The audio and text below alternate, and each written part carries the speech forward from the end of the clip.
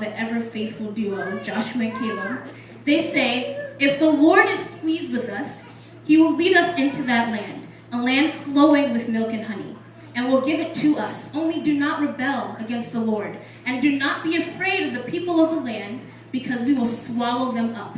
Their protection is gone, but the Lord is with us. Do not be afraid of them.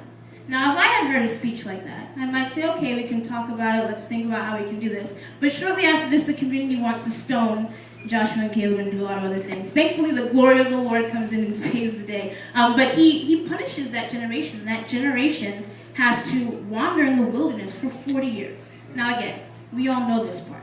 But something that my rabbi mentioned that was really interesting, he said that not only did the nation of Israel have to wander in the desert for 40 years, but also the faithful Joshua and Caleb. Now, we have to ask ourselves, why did God allow these two men who did nothing wrong, who were faithful to the end, stay out of the promised land for 40 years? Now, I believe, personally, that God was teaching Joshua and Caleb to appreciate every word that comes from the mouth of the Lord. The problem with the nation of Israel at this point is that they didn't trust him. They didn't have full faith that he would actually lead them into the promised land and defeat the people who were in the land of Canaan.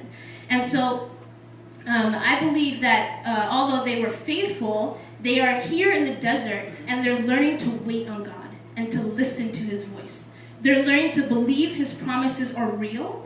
And the reality is that Joshua and Caleb could have easily rejected God, just like the rest of the nation of Israel did. But they waited on him. And later we see in the book of Joshua, he rewards that perseverance, and he allows them to go into the promised land. They go and they conquer. They conquered in 5 years. Okay. Meanwhile, the nation of Israel had died out for 40 years in the desert.